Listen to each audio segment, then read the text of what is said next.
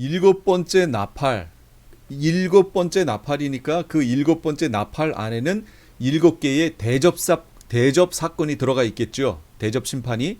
오늘 할 내용이 뭐냐면 일곱 개의 대접 심판 얘기할 겁니다. 대단히 중요한 내용이에요. 대단히. 왜냐면 이제 나올 겁니다. 자, 일곱 번째 천사가 소리내는 날 그의 나팔을 불려고 할 때 하나님이 그의 종 선지자들에게 전하신 복음과 같이 하나님의 그 비밀이 이루어지리라 하더라. 여러분, 일곱 번째 나팔 언제 불었어요? 우리가 여태까지 여섯 번째 나팔까지만 보셨죠. 1번부터 4번까지의 나팔은 땅과 바다와 물들의 근원과 하늘에 대해서 거기에 있는 견고한 진을 깨시는 작업을 하셨고, 다섯 번째 나팔이 황충의 환란이고 여섯 번째 환란이 유브라데 전쟁이었잖아요. 그 유브라데 전쟁이 언제 벌어졌지요? 환란 중간에 벌어졌지요.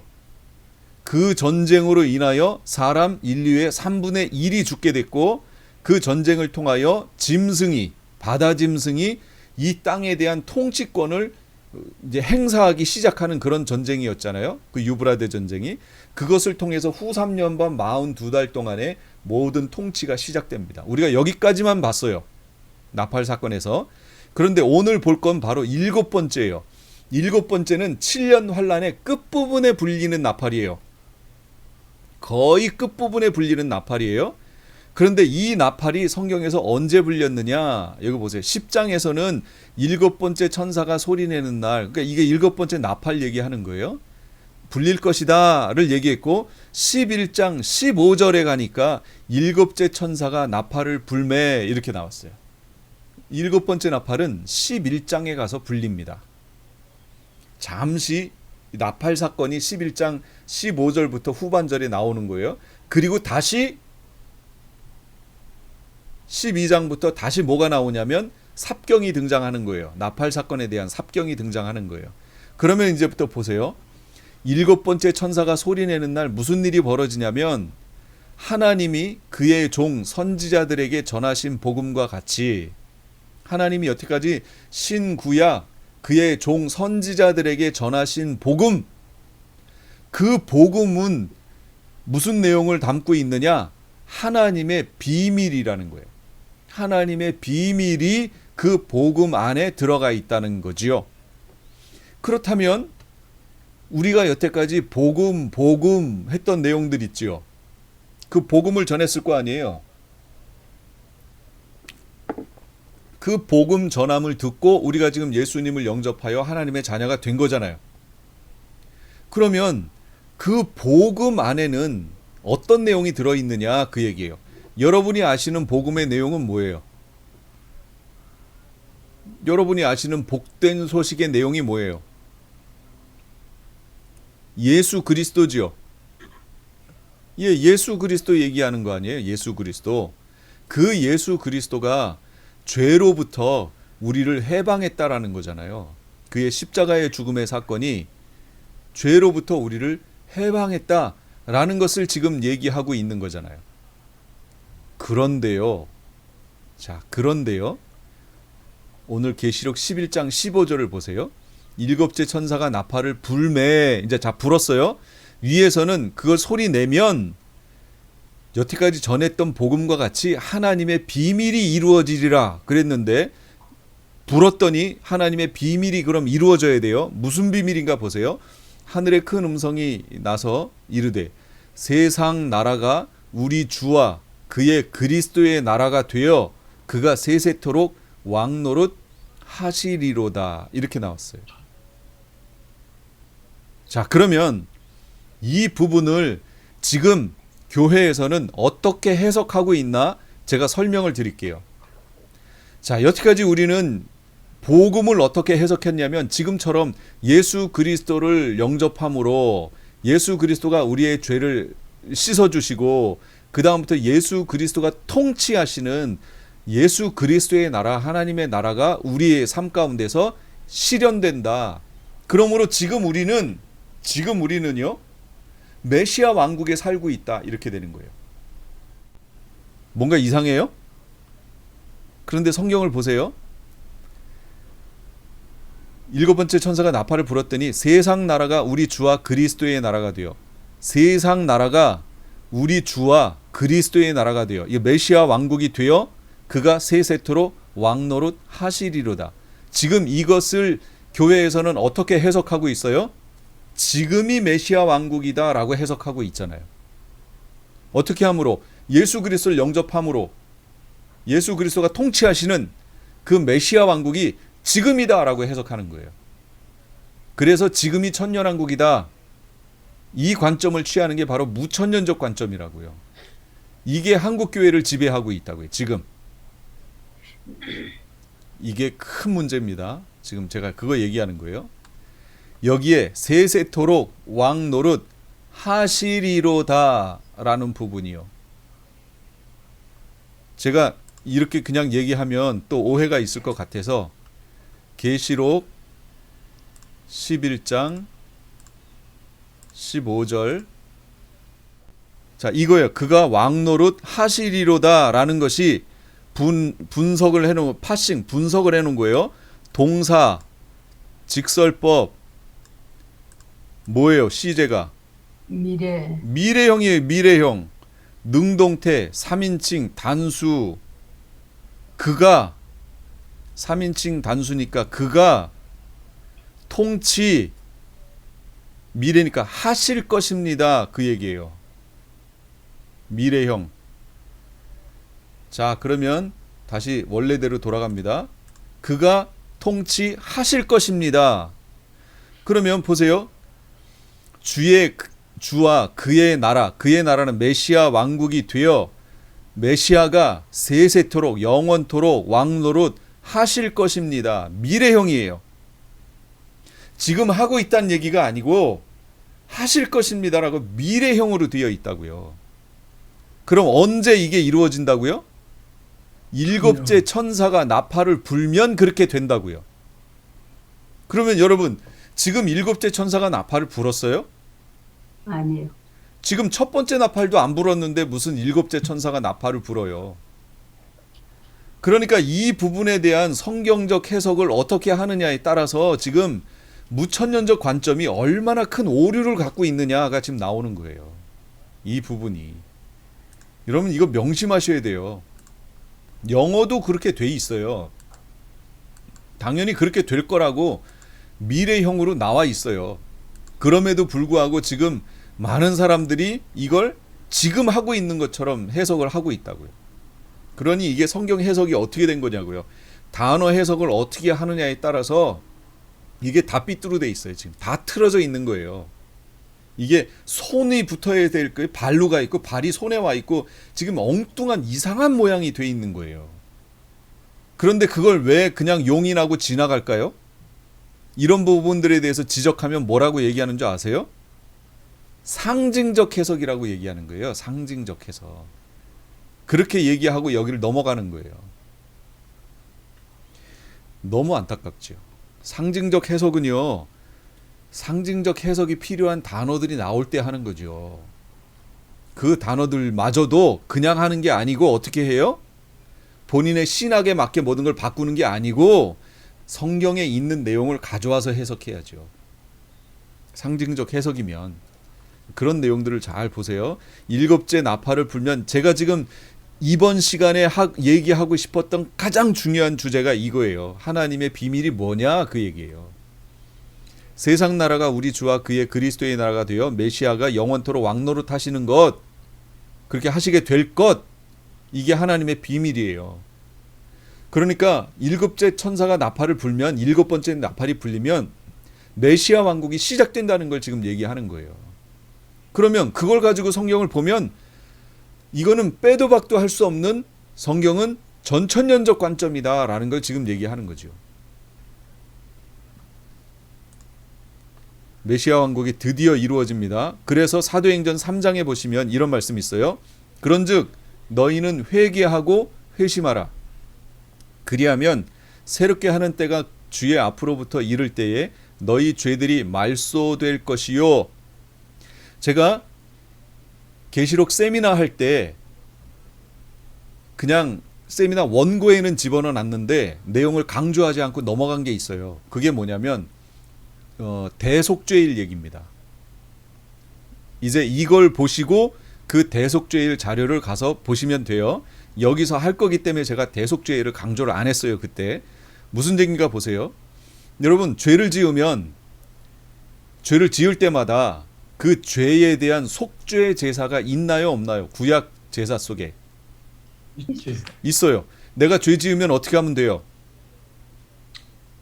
양 잡아서 대제사장 앞에 가져가서 그 양에게 내가 안수하여 내 죄를 그 양에게 전가시켜 그 양을 잡음으로 내 죄가 양의 피에 의해서 가려지는 거지요. 그 일을 했단 말이에요. 이게 있어요. 그런데 왜 1년에 한 번씩 속죄일이 필요하냐고요. 가을에. 대속죄일이 이게 왜 필요하지요? 자, 여기에 이제 답이 있어요. 사도행전 3장 19절 21절. 그런즉 너희는 회개하고 회심해라. 그러면 회개하고 회심하면 새롭게 하는 때가 주의 앞으로부터 이를 때에, 여러분 여기서 질문, 새롭게 하는 때가 언젠가요? 이 새롭게 하는 때가 언젠가요? 1번 예수 그리스도를 믿고 거듭나는 것, 2번 예수 그리스도의 재림을 통하여 메시아 왕국이 펼쳐지는 것. 2번, 이게 2번이에요. 자, 1번과 2번 어느 건가요? 여기서 말하는 새롭게 하는 때가. 2번. 예, 2번. 그런데 지금 우리가 가지고 있는 성경은요, 개역 개정이라든지 옛날 개역 한글 뭐 이런 것들은 여기 새롭게 하는 때가 마치 1번 쪽으로 치우쳐서 해석이 돼 있어요. 그것이 주의 앞으로부터 이를 때에, 아직 이르지 않았어요. 올 때, 이를 때에 너희 죄들이 말소될 것이요. 말소의 뜻이 뭐예요? 없어짐, 완전히 없어지는 거 얘기하는 거예요. 아니, 여러분, 내가 지금 회개하면은 죄들이 없어지는 거 아니에요? 근데 왜 그때 가서 말소된다고 얘기하죠? 이유 중에 하나는 내가 평소에 속죄의 제사를 드렸던 그 피 있죠? 양의 피. 그것을 성소에다가 뿌리잖아요. 그 피로 인하여 성소가 더럽혀지는 거예요. 그것을 속죄하는 게 대속죄일의 제사예요. 그러니까 모르고 지은 죄에 대한 얘기가 아니죠. 그 얘기는. 자, 그러면 말소되는 건 뭐냐? 우리가 지은 모든 죄가 다 사라지는 거예요. 완전히 사라집니다. 그럼 지금 우리가 회개하고 하는 것은 가려지는 거예요. 가려지는 거예요. 덮이는 거예요. 덮이는 거.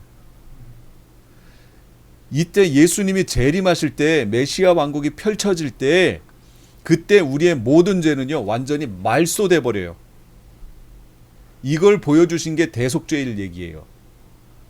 구약에 가서 보세요. 어린 양의 피로 내가 죄 지을 때마다 속죄할 수 있어요. 그럼에도 불구하고 그런 것들로 인하여 성소가 더럽혀짐으로 대속죄일을 통하여 그 모든 것을 정결케 하는 예식이 대속죄일 예법이에요.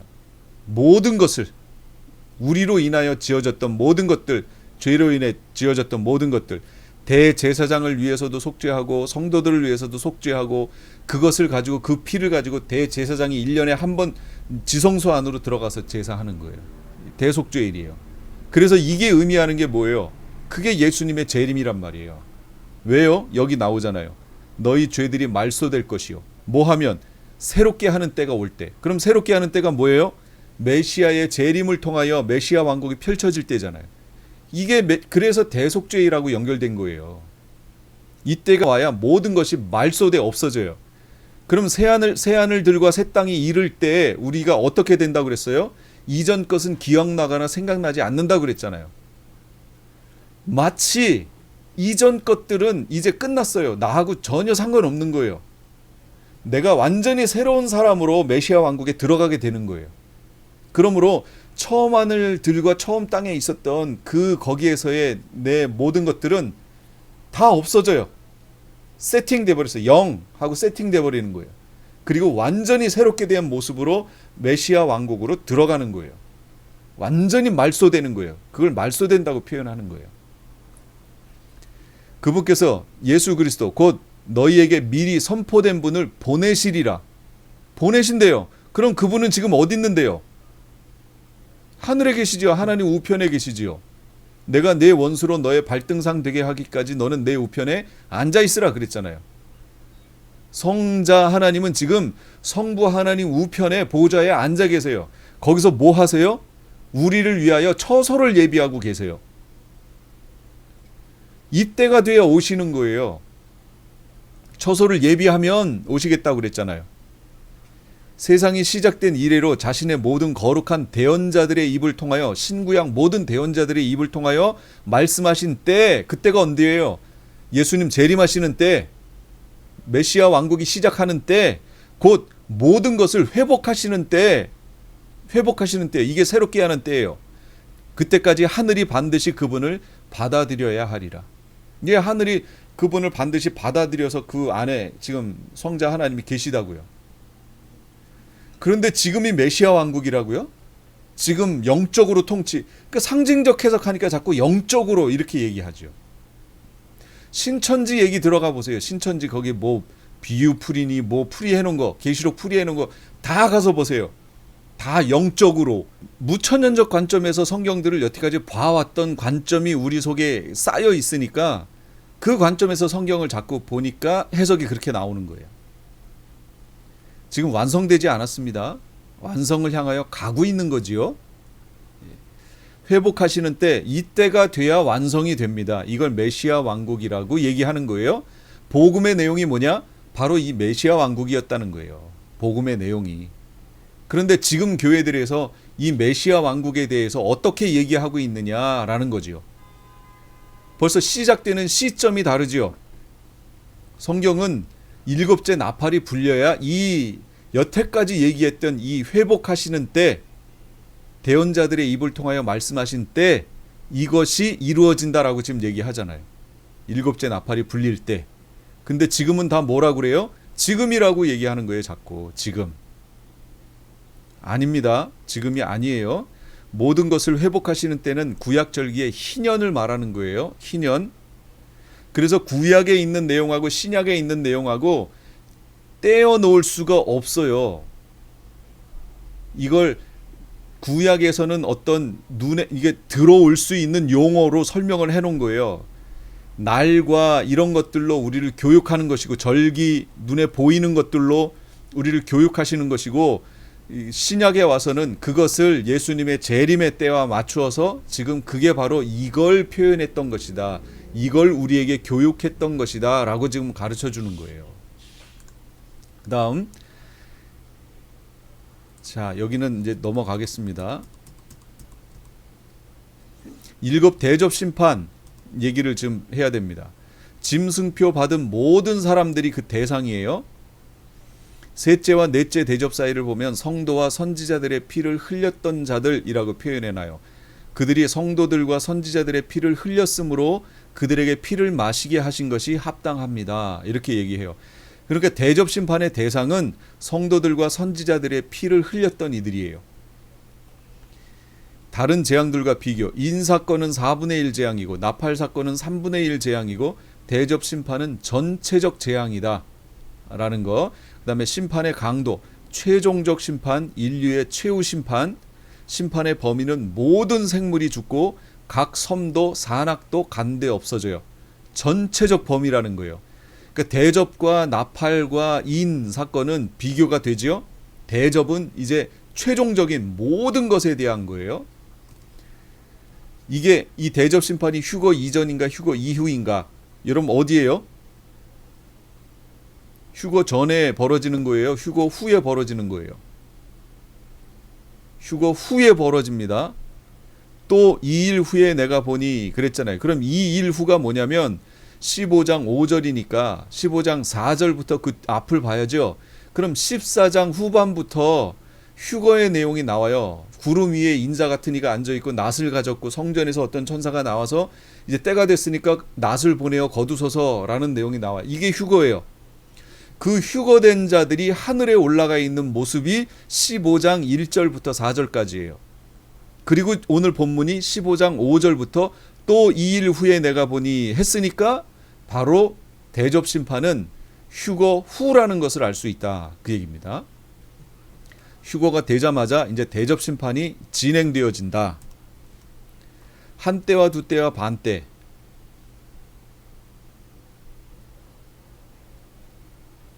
한 때와 두 때와 반 때는 다니엘서에 있는 표현이에요. 그러므로 어떤 표현이 나왔을 때 구약에서 보는 것이 아주 유리하죠. 왜냐하면 구약에 그게 다 나와 있어요. 예언적 원근 통시법에 의하여 구약에서 미리 언급했고 그것이 그 후에 다시 이루어진다. 예언적 원근 통시법, 병행법이라고 제가 얘기했죠. 그래서 한때, 두때, 반때는 다니엘서 7장에 나와 언급해 놓은 거예요. 이게 후 3년반을 얘기합니다. 그런데 이 후 3년반이라고 하는 한때, 두때, 반때를 계시록 12장 14절에 성도들이 독수리 두 날개를 받아 뱀의 낯을 피해 한때, 두때, 반때를 양육받는다라는 단어에다가 갖다 썼어요. 후 3년반 기간에 양육받는다. 그러니까 한때, 두때, 반때는 기간적으로 3년반을 얘기해요. 그다음 시점은 세컨드 피어리어드, 두 번째 피어리어드 안에 포함되어 있고요. 요거는 다음에 기회 되면 얘기할게요. 이 기간 동안에 우리가 양육받아요. 그러니까 이 대접 심판 전, 그러니까 한때, 두때, 반때 후에 이제 대접 심판이 벌어지는데 그 기간 동안 우리는 훈련받고 길러지고 자라서 휴거되어 올라가는 겁니다. 자, 첫 번째 대접 심판. 첫 번째는 땅에 쏟는 겁니다. 나타난 현상, 짐승표 받은 사람들과 그 우상에게 경배하는 자들에게 악하고 독한 종기가 나요. 짐승표 받은 사람들에게. 그러므로 땅에 소망을 두면 안 돼요. 그럼 왜 땅에 소망을 두게 됐어요? 거짓 선지자들의 미혹 때문에 그렇고 또 이 땅에다가 많은 걸 심어놨기 때문에 그렇지요. 이 사람들은 다 믿음을 따라 죽었으며 약속을 받지 못하였으되 그것들을 멀리서 보고 환영하며 또 땅에서는 외국인과 나그네임을 증언하였으니. 그럼 보세요. 히브리서 11장이니까 여기 믿음장이에요. 그러니까 이 사람들이 말하는 게 뭐냐면 믿음의 선진들 얘기하는 거예요. 우리가 알고 있는 아브라함부터 시작하여 믿음의 선진들을 쭉 얘기한 겁니다. 이 사람들은 다 믿음을 따라 죽었으며 약속을 받지 못하였으되, 여기서 약속을 못 받았다는 얘기가 아니고 약속 자체를 못 받았다는 얘기가 아니고 약속의 성취를 보지 못하였으되 그 얘기를 말하는 거예요. 약속의 성취. 다음 주 이 시간에 10시에 우리가 여기서 계시록 세미나를, 계시록 강해를 합니다 하고 약속했어요. 약속, 여기 있는 분들 지금 약속 다 받았어요? 그치요? 여기서 말하는 약속을 받지 못하였을 때는 그 의미가 아니고 그 시간에 거기에 있지 못했다는 걸 말하는 거예요. 믿음의 선진들이. 그러면 왜 거기 있지 못했어요? 그 사람들의 인생이 뭐 제일 오래 산 사람이야 969세지만 여기 말하는 사람들은 100 몇 살, 100살도 못 살고 다 죽었잖아요. 그러니까 성취가 되기 전에 이미 다 죽었다, 그걸 말하는 거예요. 그것을 멀리서 보고 환영하며 땅에서는 나그네와 외국인과 나그네임을 증언했다. 그렇게 살았다는 거예요. 약속 자체가 없었다는 게 아니라 약속의 성취를 보지 못했다. 그럼 짐승표를 왜 받았느냐? 땅의 것을 포기하지 못하니까 받은 거예요. 마지막 시대에 왜 짐승표 받아요? 땅의 것을 지키려고. 본인들이 땅에다가 심어놓은 거 그거 지키려고. 은행에다가 잔뜩 돈을 넣어놨는데 짐승표를 못 받으면 그 은행에 저축해놨던 돈을 못 쓴대요. 그 돈 포기 못해서 짐승표 받는 거예요. 내 건강이 안 좋아서 병원을 가서 진찰을 받아야 되는데 짐승표가 있어야 병원을 갈 수 있대요. 병을 치료할 수 있대요. 그러니까 짐승표 받은 거예요. 고치려고. 이 땅에 있는 것들을 포기 못하니까 가서 짐승표 받은 거예요. 그래서 그렇게 짐승표 받은 이들에게 악하고 독한 종기가 납니다. 악하고 독한 종기. 그러니까 악하고 독한 종기 하면은 누구 생각나세요? 욥 생각나시죠? 욥. 욥이 그 종기가 나서 얼마나 괴로웠는지 기와장으로 박박 긁고 있었대요. 여러분, 맨살도 기와장으로 긁으면 다 상처 나가지고 피가 터집니다. 그런데 종기가 나 있는 곳을 기와장으로 긁었으니 그의 몰골을 한번 생각해 보시라, 그 얘기예요. 엉망이었겠죠. 그런데 그거보다 더 심한 상태가 이 마지막 시대에 모든 거기 남아있는 사람들에게 그 현상이 나타날 것이다. 그걸 지금 얘기하는 거예요. 그게 첫 번째 대접이에요. 두 번째 대접은 뭐냐면 둘째 천사가 대접을 바다에 쏟아요. 곧 죽은 자의 피같이 되니 바다 가운데 모든 생물이 죽어요. 바다에다가 대접을 쏟았더니 바다가 피같이 돼버렸고 바다 가운데 있는 모든 생물이 죽어요. 여러분, 이런 물들이 피가 되는 사건이 있었나요? 없었나요? 있었어요. 없었다면 상징으로 해석해도 돼요. 그러나 이런 사건이 있었잖아요. 출애굽 때. 예, 있었으면 있었는데도 구약에 있었는데도 불구하고 이것을 왜 상징으로 푸냐 그 얘기예요. 상징이 아니고 실제입니다. 성경에 있는 이 내용들은 실제예요.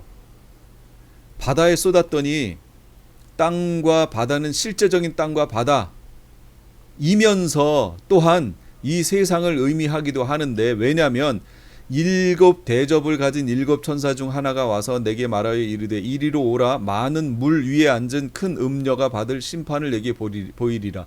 많은 물 위에 앉은 큰 음녀. 17장에 가면 또 천사가 내게 말하되 내가 본 바 음녀가 앉아있는 물은 백성과 무리와 열국과 방언들이라 라고 얘기하잖아요. 그러니까 여기서 바다는 많은 물이 모인 것이지요. 그래서 이것은 실제적으로 해석하는 게 원칙이에요. 1번 원칙, 실제적인 바다를 말해요. 왜냐하면 여태까지 그 앞에 나팔하고 이런 데서 그게 실제적인 거였잖아요. 나팔, 바다에 불렸죠. 그래서 바다의 3분의 1, 배의 3분의 1 이런 것들이 다 저기 됐다 그랬잖아요. 이걸 실제로 해석했는데 여기에 와서 바다를 상징적인 해석으로 바꿔버리면 안 되겠죠. 그러니까 1번 원칙은 뭐예요? 실제적인 바다예요. 그래서 실제적으로 그 안에서 모든 것들이 다 죽어요. 바다 생물이 다 죽습니다. 그럼에도 불구하고 이 속에는 상징적 의미들도 내포되어 있다. 그럼 그게 뭐냐? 음녀가 앉아있는 많은 물은 백성과 무리와 열국과 방언이라. 백성, 열국, 방언 이런 것들을 의미하기도 한다. 나타난 현상, 바다가 피가 되고요. 바다의 모든 생물이 다 죽어요. 여호와께서 이르시되 내가 땅 위에서 모든 것을 진멸하리라. 이거 구약입니다. 구약. 예언적 원근 통시법에 의해서 보셔야 돼요. 마지막 시대에 대한 예언이에요. 땅 위에 있는 모든 것을 진멸하겠다. 내가 사람과 짐승을 진멸하고 공중의 새와 바다의 고기와 거치게 하는 것과 악인들을 아울러 진멸할 것이다. 내가 사람을 땅 위에서 멸절할 것이다. 나 여호와의 말이니라. 주 여호와 앞에서 잠잠하라. 이는 여호와의 날이 가까웠으므로 여호와께서 희생을 준비하고 그가 청할 자들을 구별하셨음이라. 여호와의 날이 가까웠다. 그래서 구약에서 말하는 여호와의 날이란 예수님이 오시는 때를 말하는 거예요. 근데 예수님이 몇 번 오세요? 2번 오세요. 초림과 재림. 그런데 초림 때는 이 일이 없었잖아요. 그렇다면 이건 언제 이루어진다는 얘기죠? 재림 때 이루어진다는 얘기죠. 그래서 그 재림 때 이루어지는 게 대접 심판에서 그대로 보여주는 거예요. 셋째 천사가 그 대접을 강과 물 근원에 쏟아요. 강과 물 근원이에요. 우리가 먹는 물이에요. 물. 나타난 현상, 물을 차지한 천사들이 5절 6절 반응하고 제단의 반응도 7절 신원하여 주심에 대한 감사의 찬송. 무슨 얘기죠? 누가 신원했었어요? 여러분 신원 누가 했는지 기억하시나요? 순교자들. 그렇죠. 이인 사건에서 5번째 이인 사건에서 순교자들이 제단에 가서 제단 여기 7절 제단의 반응 그러잖아요. 제단에서 우리를 신원하여 주지 아니하시기를 언제까지 하시려나이까 그랬잖아요. 신원이 무슨 뜻이냐면 원수 갚아주지 아니하시기를 그 얘기예요. 우리의 원수를 갚아주세요. 언제까지 안 갚아주실 거예요? 빨리 갚아주세요. 라고 기도했더니 천사들이 오면서 두루마리를 입혀주면서 아직 잠시 동안 기다려라. 너희와 같은 순교자들의 수가 차기까지 잠시 기다려라 얘기했죠. 그리고 결국은 갚아주셨어요. 그게 이 내용이에요. 이 내용. 세 번째 대접 사건.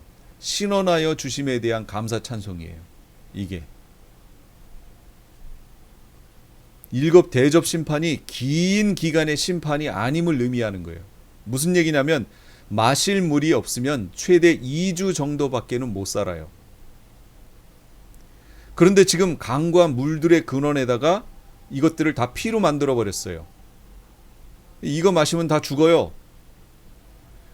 그러니까 전 세계에 살아남아 있는 사람들이 길어야 2주 산다 그 얘기예요. 지금 이 기간을 통해서. 여기서부터 바다는 이미 다 죽었고 바다에 있는 생물은 다 죽었고 땅에서는 이 짐승표 받은 사람들의 몸에서 온갖 독한 종기가 나서 지금 막 괴로워하고 있고 바다는 다 죽었고 물과 강과 물들의 근원에 쏟았더니 이게 피가 돼서 그 피를 마시면 다 죽어요. 그러니까 지금 마지막 대접 심판은 긴 3년 반의 기간이 아니에요. 아주 짧은 기간의 얘기예요. 짧은 기간 얘기고 사람들이 이때 다 죽습니다. 넷째 천사가 대접을 해에 쏟아요. 그러니까 세 번째 대접을 쏟고 곧이어 곧바로 해를 또 해에 쏟는 거를 말하는 거예요. 지금 긴 기간 있다가 다시 쏟는 게 아니고 해에 쏟으니 해가 권세를 받아 불로 사람들을 태워요. 얼마나 뜨거워요? 지금 마실 물이 없어요. 지금 그 바로 직전에 강과 물들의 근원에 쏟았잖아요. 그래서 다 피가 됐기 때문에 더 이상 마실 물이 없어요. 버틸 수 있는 방법은 2주, 3주 더 가는 사람들은 뭐냐면 지금도 여러분 마켓이나 이런 데 가면 생수가 있습니다. 그 생수는 이미 그 물들의 근원들로부터 우리가 마실 물로 생수로 뽑아 놓은 거예요. 그리고 저장해 놓은 거예요. 그러니까 이 물들의 근원이 그때 피가 되는데 그때부터 그대로 물을 안 마시면 1주, 2주 정도면 다 죽지만 그 후까지도 살아남는 사람들은 누구냐? 그건 그때까지 저장해 놨던 물들에 의해서 그나마 시간이 조금 연장되어 사는 거지요. 그건 정치 지도자들이라든지 군사 관련되어 있는 이들에게 공급되는 물자지요. 여러분 북한이 이렇게 먹을 것이 없음에도 불구하고 건드리지 않는 것이 하나가 있어요. 그건 전쟁 물자입니다. 특히 군량 전쟁을 하기 위해서 저장해 놨던 군량미, 쌀 같은 거 이런 것들은 되도록이면 안 건드립니다. 이것까지 건드리면 끝나기 때문이에요. 그런데 그거를 건드리기 시작했어요. 북한이. 그만큼 먹을 게 없는 거예요. 해에 쏟으면 해가 권세를 받아 불로 사람을 태워요. 사람들이 크게 태움에 태워진지라 이 재앙들을 행하는 권세를 가진 하나님을 비방하고 회개하지 않고 주께 영광을 돌리지 않아요. 해에 쏟았더니 베드로후서 3장 7절 보세요. 지금 있는 하늘들과 땅은 주께서 같은 말씀으로 보관하사 경건치 아니한 사람들과 심판과 멸망의 날에 불사르기 위해 예비해 두셨어요. 그래서 바로 계시록 15장 1절부터 4절까지의 내용이 뭐냐면 휴거되어 올라가 있는 광경이거든요. 그런데 그들이 휴거되어 올라가 있는 광경을 설명하면서 뭐라고 얘기하냐면 불 붙는 유리바닷가에 불이 붙어 있는 유리바닷가에 서 있다고 그래요. 휴거되어 올라가 있는 이들이 아니 그러면 불 붙는 유리바닷가에 올라가서 그들이 아 뜨거 하면서 있는 거예요? 그 광경을 얘기하는 게 아니고 공중에 올라가 있잖아요. 지금 그 공중에 올라가 있으니 밑에가 얼마나 잘 보여요. 그런데 밑에가 보이는 그곳이 지금 이런 해로 인하여서 뜨거운 불에 태워지는 거지요. 사람들이 그 안에서 고통하고 있는 모습을 보여주는 거예요. 그 위로 올라갔다라는 것을 지금 얘기해 주는 겁니다. 그 사람들이 지금 공중에 있어요? 아니면 공중에 있죠. 휴거됐으니까 공중으로 올라갔지요. 낙원에 있는 거 아니에요? 그러니까 거기 광경이 하나가 되어지는 거죠. 이게 연결되어진 거예요. 그러니까 우리가 아는 식으로 어떤 칼같이 여기까지는 3층, 여기까지는 2층 이거는 아니잖아요. 그때까지는 그 전까지는 거기에 마귀가 있어서 분별이 되지만 그 후부터는 마귀가 쫓겨났잖아요. 네. 예, 그러니까 보좌 앞이라고 거기를 설명하고 있는 거죠. 거기까지 미가엘의 천사들이 진을 치고 확장이 됐잖아요. 지금 불이 섞인 유리 바닷가에서 내려다보는 광경을 지금 설명하는 겁니다. 나타나는 현상, 불로 사람을 태움, 하나님을 비방, 회개치 않고 영광을 하나님께 돌리지 않아요. 이 얼마나 이 사람들이 악에 바쳤는지요. 이런 상황이 되면 하나님께 영광을 돌릴 법도 한데 안 그렇습니다. 영광을 돌리지 않고 여전히 비방하고 영광을 하나님께 돌리지 않아요. 네 번째 심판, 여호와께서 사람의 죄악이 세상에 가득함과 그의 생각으로 마음의 생각으로 생각하는 모든 것이 항상 악할 뿐임을 보시고 내리신 심판, 이게 노아의 홍수잖아요. 하나님은 죄악이 차면 심판하세요. 죄악이 차면 그 이상 갈 수가 없어요. 가면은 큰일 나니까 사전에 그걸 끊어버리시는 거예요. 그래서 노아 홍수 때 얼마나 세상이 악할 뿐이었는지 하나님이 거기서 세상을 한번 끊으실 필요성이 있었던 거죠. 노아 홍수로 끊으셨어요. 창세기 18장 32절, 거기서 10명을 찾으시면 어찌하시려나이까 이르시되 내가 10명으로 말미암아 멸하지 아니하리라. 근데 10명을 발견하지 못해요. 소돔과 고모라 심판하셨어요. 완전히 없애버리셨어요. 끊어버리셨어요. 이것대로 지금 흘러가서 세상에 전파되면 세상이 난리 나거든요. 그러니까 하나님이 끊어버리시는 거예요.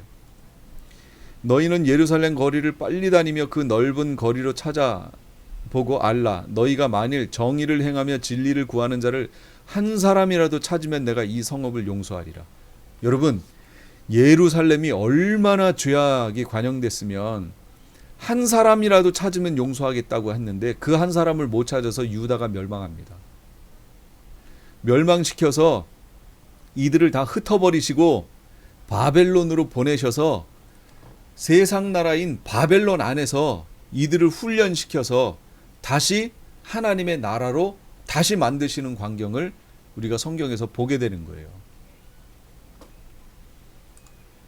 베드로후서, 주의 약속은 어떤 이들이 더디다고 생각하는 것 같이 더딘 것이 아니라 오직 주께서는 너희를 대하여 오래 참으사 아무도 멸망하지 않고 다 회개하기에 이르기를 원하시느니라. 근데 다 회개하기에 이르지 않기 때문에 이 세상을 멸하시는 거예요. 그 회개한 사람들은 어떻게 하고요? 그들은 불러 올리시고. 그러니까 심판에서 벗어나려면 어떻게 해야 돼요? 올라가야 돼요. 그 심판 위로 올라가야 돼요. 노아의 홍수도 생각해 보세요. 노아의 8 식구가 어떻게 구원받아요? 심판에, 물 심판에 위로 올라가지요. 그래서 구원을 받아요. 여러분, 마지막 시대도 주께서 불심판을 하십니다. 대접심판 이런 것들로 인하여 물을 못 먹게 만들고 거기에다가 태양으로 그들을 불사를 정도의 열을 가하세요. 지금 이 올림픽 하고 있는 도쿄가 30몇 도 막 이렇게 되므로, 아니 그것도 마지막 피날레가 마라톤 아니에요. 마라톤은 그래도 조금 선선한 데서 하자 싶어서 삿포로인가요? 어디로 옮겼는데 거기가 이상기온으로 거기도 35도 막 이랬어요. 우리나라 선수도 그 뛰다가 중간에 쓰러져서 한 잠시 누워있다가 일어나서 다시 뛰었잖아요. 지금 이거는 비교도 안 돼요. 비교도 안 될 정도의 그런 상황이 이 땅에 벌어집니다. 그러면 그 심판의 장소에서 벗어나려면 어떻게 해야 돼요? 그 위로 떠올라야 돼요. 그러니까 휴거가 있는 거예요. 5번째 대접입니다. 5번째 천사가 그 대접을 짐승의 왕좌에 쏟으니 그 나라가 곧 어두워지며 사람들이 아파서 자기 혀를 깨물고 아픈 것 종기로 말미암아 하늘의 하나님을 비방하고 그들의 행위를 회개하지 않았다. 짐승의 왕좌에 쏟았어요. 나라가 어두워져요. 짐승이 정치적 인물 속에 있기 때문에 그 짐승의 나라가 있지요. 짐승 나라가 있습니다.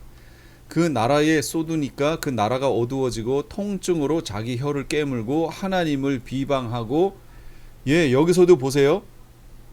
우리 같으면 생각에 아니 이 정도 되면 하나님의 살아 계심을 깨달았고 그러면 하나님께 회개할 법도 한데 라고 생각할 수 있는데요. 여기 보면 하나님을 비방하고 그들의 행위를 회개하지 않아요. 그러니까 회개하는 것도 뭐라는 걸 알 수 있어요? 이게 내 의지로 하는 게 아니에요. 그리고 회개하는 것도 때가 있어요. 하나님의 성령이 함께 하셔서 우리를 깨닫게 하셔야만 회개할 수 있다. 그렇지 않으면 회개할 수 없어요. 그런데 지금 이 상황은 성령 하나님이 이 세상에 대해서 성령 하나님의 통치를 거두어 가신 때잖아요. 42달이라고 하는 짐승에게 이걸 붙여주신 시간이잖아요. 그러니까 여기에서는 회개자가 나올 수 없다는 거죠. 42달이라고 하는 시간에는 회개자가 나올 수가 없어요. 이때 새로 믿어서 예수님을 영접한다? 그런 일은 있을 수 없어요. 성령 하나님이 의도적으로 이 때에 거두어 가시고 이 때에 짐승에게 42달을 붙여주신 시간이기 때문에 이때에는 회개의 역사나 이런 게 일어나지 않습니다. 아무도 살아남지 못하겠네요. 그때는 아무도 뭐 더 이상 살아남을 수가 없네요. 예, 새로 예수님의 복음을 듣고 예수님을 영접하여 돌아오는 그런 사람 없어요. 회개가 없어요. 이때에도 역시 아파서 혀를 깨물면서도 회개하지 않습니다. 사람들이 악에 받쳐 있는 모습을 지금 설명하는 거예요. 악에 받쳐 있어요. 여섯째 천사가 그 대접을 큰 강 유브라데에 쏟습니다. 강물이 말라요. 동방에서 오는 왕들의 길이 예비돼요. 그런데 여기에서 어떤 분의 그 얘기를 들으니까 계시록을 보니까 그분이 여기 동방에서 오는 왕들에 대해서 긍정적인 방향으로 해석을 자꾸 하더라고요. 동방에서 오는데 동방이라고 하는 방향으로 인해서 긍정적인 예루살렘을 돕는 무슨 왕들이 온다는 식으로 해석을 하시던데요. 아닙니다. 절대로 아닙니다. 왜 그런가 보세요. 유브라데 강에다가 6번째 대접을 쏟았어요. 그럼 유브라데 강이 어디 있는 줄 아시지요? 지금의 이라크하고 시리아하고 여기를 이렇게 거쳐서 가는 그 강이에요. 이 유브라데 강에다가 쏟는데 계시록 19장 11절에서 21절로 이어집니다. 여기가 아마겟돈 전쟁, 감람산으로 예수님 오시고 그래서 산으로 도망해야 한다라고 하는 그 내용이 있는데 19장에 바로 이 내용과 여기가 연결되는 거예요. 내용이. 자, 계시록 16장, 여기는 성경을 보면서 얘기하는 게 더 좋을 것 같아요. 계시록 16장 15절. 그 앞에서부터 제가 볼게요. 자, 여섯째 천사가 그 대접을 강 유브라데의 소돔에 강물이 말라서 동방에서 오는 왕들의 길이 예비되었더라. 또 내가 보니 개구리 같은 새 더러운 영이 용의 입, 짐승의 입, 거짓 선지자의 입에서 나왔어요. 그들은 귀신의 영이라 이적을 행하여 온 천하 왕들에게 가서 하나님 곧 전능하신 이의 큰 날에 있을 전쟁을 위해 그들을 모으더라. 여기서 말하는 이 전쟁이 뭐냐? 이게 아마겟돈 전쟁 얘기하는 거예요. 7년 환란 끝부분에 있게 될 아마겟돈 전쟁. 하나님 곧 전능하신 이의 큰 날에 있을, 여기 하나님 곧 전능하신 이의 큰 날이라고 하는 이게 뭐냐면 구약에서 보셨던 여호와의 날이라고 하는 게 바로 이 날을 얘기하는 거예요. 이 날에 있게 될 전쟁을 위해서 그들을 모으더라. 그러면 이 모이는 이들이 어디서 오는 것이냐? 이게 동방 유브라데 강이 말라서 동방에서부터 오는 거예요. 그들이 모여드는 거예요. 그러니 여기서 모여드는 이 동방에서 오는 왕들이 이게 좋은 사람들인가요? 이거는 하나님을 대적하기 위해서 오는 사람들 말하는 거예요. 그런데 이걸 어떻게 이 동방을 좋은 그 왕들이라고 해석하는지 모르겠어요. 그분은 참 안타까웠는데 어쨌든 귀신의 영이고 그 전쟁에 있을 그들을 위해서 모아요. 그런데 이제 15절로 넘어가요. 15절 보라, 내가 도둑같이 오리니 누구든지 깨어 자기 옷을 지켜 벌거벗고 다니지 아니하며 자기의 부끄러움을 보이지 아니하는 자들은 복이 있도다. 여러분, 이게 그 전에 있었던 14장의 말하고 15장의 말이 이게 연결이 되나요? 서로 연관이 있는 말이에요? 연결이 되는 말이에요? 제가 15절을 빼고 읽어볼게요. 14절부터 곧 전능하신 이의 큰 날에 있을 전쟁을 위하여 그들을 모으더라. 이 세 영이 히브리어로 아마겟돈이라 하는 곳으로 왕들을 모으더라. 말이 돼요, 안 돼요? 말이 돼요. 말이 되죠. 원래 성경이 이렇게 기록됐어야 되는 거죠. 시작이, 이 흐름이. 그런데 그 사이에 15절이 삽입되면서 전혀 생뚱맞은 절이 하나가 여기 들어가 있는 거예요. 예수님이 도둑같이 온다라는 내용이 여기 들어가 있는 거예요. 그러면 보세요. 내가 도둑같이 오리니 누구든지 자기 옷을 지켜 벌거벗고 다니지 아니하며 자기 부끄러움을 보이지 아니하는 자는 복이 있도다. 여기 복받을 자들에 대해서 나왔죠. 누구냐? 옷을 지켜 벌거벗고 다니지 아니하는 자들. 그래서 자기 부끄러움을 보이지 않는 자가 복이 있다는 거예요. 그러니까 옷 입고 있어라 그 얘기예요. 그것도 깨끗한 옷을 입고 있어라. 그런데 지금 휴거가 있었나요? 없었나요? 있었어요. 제가 지금 아까 시작할 때 그랬잖아요. 휴거는 14장에 있고 15장 1절에서 4절까지는 휴거된 이들의 그 모습을 표현해 주고 15장 5절은 이 일 후에 그랬으니까 휴거 후죠. 그 후로 진행되면서 지금 대접 심판이 펼쳐졌던 거 아니에요. 그러니까 이 사건은 대접 심판 중에서도 6번째 대접이니까 휴거 한참 후의 얘기잖아요. 그러면 이 옷을 지켜 벌거벗고 다니지 않아서 하나님께 복을 받을 이 사람들은 누구냐 그 얘기예요. 이 부분에 대해서 우리가 생각을 해봐야겠죠. 이때까지도 그렇게 복받을 자들이 남아있다라는 거 아니에요 지금 성경이. 그러면 그들이 누구냐 그 얘기예요. 뭐 우린 다 아니까. 그들이 누구라고요? 성도들은 이미 휴거됐는데 깨어서 자기 옷을 지켜야 하는 이들은 누구인가? 남은 이스라엘 얘기하는 거예요. 남은 이스라엘 얘기하는 거예요. 남은 이스라엘 백성들이 그렇게 된다라는 것을 지금 얘기하는 겁니다. 바로 남은 이스라엘. 그러니까 결국은 무슨 얘기죠? 이방 교회가 휴거될 때 이스라엘은 이 땅에 남아있다는 걸 얘기하는 거예요. 왜 남아있어야 돼요? 아마겟돈 전쟁이 있잖아요. 아마겟돈 전쟁. 이거는 이스라엘과 벌어지는 거잖아요. 그러니까 이스라엘이 남아있어야 아마겟돈 전쟁이 벌어지지요. 이스라엘마저도 휴거되어 다 올라가 버리면 그러면 아마겟돈에 와가지고 전쟁을 할 이유가 없잖아요. 그렇죠? 그래서 이스라엘은 여기에 남아있게 됩니다. 그리고 남아있는 이스라엘의 3분의 1이 살아남아서 그들이 메시아 왕국으로 들어가게 돼 있습니다. 이게 성경의 흐름이에요. 스가랴 14장 2절 4절 내가 이방 나라들을 모아 예루살렘과 싸우게 하리니 이 싸움이 바로 아마겟돈 전쟁이에요. 성읍이 함락되며 가옥이 약탈되며 부녀가 욕을 당하며 성읍 백성이 절반이나 사로잡혀 가려니와 남은 백성은 성읍에서 끊어지지 아니하리라. 남은 백성이 있어요. 그때에 여호와께서 나가사 이방 나라들을 치시되 이왕 전쟁 날에 싸운 것 같이 하시리니 그날에 그의 발이 예루살렘 앞 곧 동쪽 감람산에 서실 것이요. 예수님의 재림하시는 곳을 얘기하는 거예요. 이때. 그러니까 예수님이 재림하실 때 이미 이스라엘은 이렇게 된다는 거예요.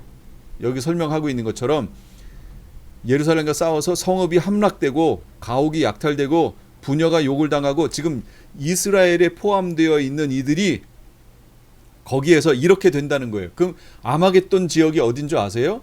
아마겟돈 지역이 그 위쪽에 있는 호수가 있는데 그게 갈릴리 호수예요. 예수님이 자라신 곳 갈릴리 지역이에요. 아마겟돈으로 가려면 그 갈릴리 지역을 거쳐서 거기로 가야 돼요. 가나 혼인잔치 있고 갈릴리 있고 막 이런 데 있죠. 거기 얘기하는 거예요. 갈릴리 지역을 거쳐야 아마겟돈으로 내려가요. 그러니까 거길 지나가면서 함락되고 부녀가 욕을 당하고 성읍 백성이 절반이나 사로잡혀가고 남은 백성은 성에서 끊어지지 않고 하는 이 내용이 바로 아마겟돈 전쟁을 하기 위해서 북쪽에서 이렇게 내려온 그들이 그 갈릴리 지역을 거쳐가면서 그 일이 다 벌어지는 거예요. 그럴 때 예수님이 감람산으로 재림에 오셔서 그 아마겟돈 전쟁을 끝내시는 거예요. 예레미야 50장. 그때에는 이스라엘의 죄악을 찾을지라도 얻겠고 유다의 죄를 찾을지라도 찾아내지 못하리니 이는 내가 남긴 자를 용서할 것임이라. 예, 남은 자가 있어요. 이게 이스라엘이에요. 이들을 용서하시겠다는 거예요. 이 내용을 정확히 알고 싶으면 스가랴서 12장 13장 가보세요. 그러면 그들이 이 용서받는 장면이 거기서 나와요. 통곡을 합니다. 통곡을 해요. 자식을 잃고 통곡하는 것처럼 예, 그들이 거기서 통곡하는 모습이 나와요. 내가 너희에게 이르노니 이제부터 너희는 찬송하리로다 주의 이름으로 오시는 이여 할 때까지 나를 보지 못하리라. 무슨 얘기예요? 이스라엘이 남아서 찬송하리로다 주의 이름으로 오시는 이여 바룩하바 베시엠 아도나이라고 외쳐야만 예수님이 재림에 오시게 돼 있어요. 그러므로 이 이스라엘이 없으면 예수님이 못 오시잖아요. 그러니까 밑에서 예수님의 오심을 찬송하리로다 주의 이름으로 오시는 이여라고 이스라엘이 그렇게 찬양을 하고 있어야 예수님이 내려오신다고요. 그 역할을 위하여 이스라엘이 올라가지 않습니다. 이스라엘은 남아 있어요. 그러니까 살아서 육신의 모양을 가지고 살아서 재림하시는 예수님을 보는 이들은 다 저주라고 얘기했죠. 그런데 그 중에 제외, 이스라엘의 남은 자들, 그들은 제외예요. 그들은 그 예수님을 바라보고 거기서 통곡하며 회개합니다. 한마디로 죄가 말소되는 거예요. 그 일이 거기서 벌어지는 거예요. 이스라엘에게.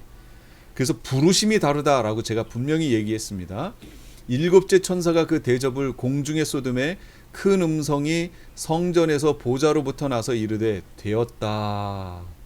이것을 보좌에서 음성이 킹제임스에서는 뭐라고 번역했냐면 다 이루었다 이렇게 번역했어요. 그럼 다 이루었다 우리 어디서 많이 들었죠? 새 언약의 성취, 그러니까 새 언약이 성취됐다 그 얘기예요. 다 이루었다. 언약이 드디어 성취됐다. 예수 그리스도를 통하여 우리에게 약속하신 그 언약이 성취됐다. 그때까지 살아남아 있는 자들에게 선포하시는 거예요. 무슨 얘기죠? 한 번 구원이 영원한 구원이에요. 이게 여기가. 그런데 이 다 이루었다는 예수님이 19장 요한복음 19장 30절 예수께서 신포도주를 받으신 후 가라사대 다 이루었다 하셨잖아요. 이 다 이루었다는 언약의 성취를 말하는 게 아니에요. 자꾸 무천년에서 이거를 헷갈리니까 이걸 이렇게 해석하는 거죠. 무슨 얘기냐면 언약의 갱신을 말하는 거예요. 갱신. 성취가 아니라 갱신. 그 전까지는 뭐였는데요? 그 전까지는 옛 언약 안에 있었잖아요. 옛 언약 안에 묶어 놓으셨죠. 이제 예수님의 십자가 사건을 통해서 어떻게 된 거지요? 새 언약으로 바꾸시는 거죠. 그래서 그걸 언약의 갱신이라고 얘기해요. 그 언약의 갱신과 관련되어 있는 모든 것을 다 이루었다. 예수님이 십자가상에서 돌아가실 때 다 이루었다는 그 다 이루었다예요. 그리고 지금 여기 일곱 대접 심판, 일곱 번째 대접 사건을 통해서 다 이루었다. 이거는 그 새 언약 갱신을 통하여 새 언약이 성취됐다. 그거 지금 말하는 거고. 그러니까 다 이루었다의 내용이 달라요. 그런데 지금 현재 무천년적 관점을 취하는 분들은 자꾸 다 이루었다를 무슨 다 이루었다로 이해를 하냐면 언약이 성취됐다라는 말로 이해를 하는 거예요. 성취됐어요. 그러니까 더 이상 언약 안에 들어온 사람은 언약이 성취돼 버렸기 때문에 언약에서 벗어날 수가 없어요. 그게 무슨 얘기예요? 한 번 구원이 영원한 구원이라고 얘기하는 거예요. 그게 한 번 구원이 영원한 구원으로. 아닙니다. 그거 아니에요. 지금 그게 오해라고 지금 얘기하는 거예요. 바로 7번째 나팔이 불려야 하나님의 비밀이 성취가 되는 거예요. 그게 오늘 보셨던 내용이죠. 그거 반드시 기억하세요. 지금 언약이 아직 성취가 안 됐어요. 우리가 그 언약을 멀리서 바라보고 있는 중이에요. 그럼 어떠한 자세로 살아야 돼요? 외국인과 나그네로 세상을 살아야죠. 그런데 이 땅에 대해서 외국인과 나그네로 살아야 되는데 이 땅에다가 온갖 것을 막 쌓아놨다? 그러면 그건 외국인과 나그네가 아닌 거죠. 거기에 눌러 살 사람이라는 뜻이잖아요. 그러니까 내가 나그네로, 외국인과 나그네로 이 땅을 살고 있는지 아니면 이 땅에서 영원히 살 사람처럼 살고 있는지 우리 자신을 한번 돌아볼 필요성이 있다. 그 얘기를 말하는 겁니다. 번개, 음성, 우레소리, 큰 지진, 바벨론이 멸망합니다. 그래도 하나님을 비방해요. 끝까지. 이게 지금 7 대접 심판 얘기예요. 이렇게 함으로 인하여 이 세상이 처음 하늘과 처음 땅이 멸망하는 거예요. 그러면서 하나님께서 처음 하늘들과 처음 땅 안에다가 새 하늘들과 새 땅을 만드시는 거예요. 이해를 잘 하셔야 돼요. 처음 하늘들과 처음 땅 안에다가 새 하늘들과 새 땅을 다시 조성하시는 거예요. 그게 메시아 왕국입니다. 그래서 왜 이렇게까지 돼도 회개하지 않을까? 회개도 하나님의 은혜, 성령의 도우심이에요. 너희는 여호와를 만날 만한 때에 찾으라. 가까이 계실 때 그를 부르라. 하나님의 심판을 피할 방법은 하나님께 피하는 방법밖에 없어요.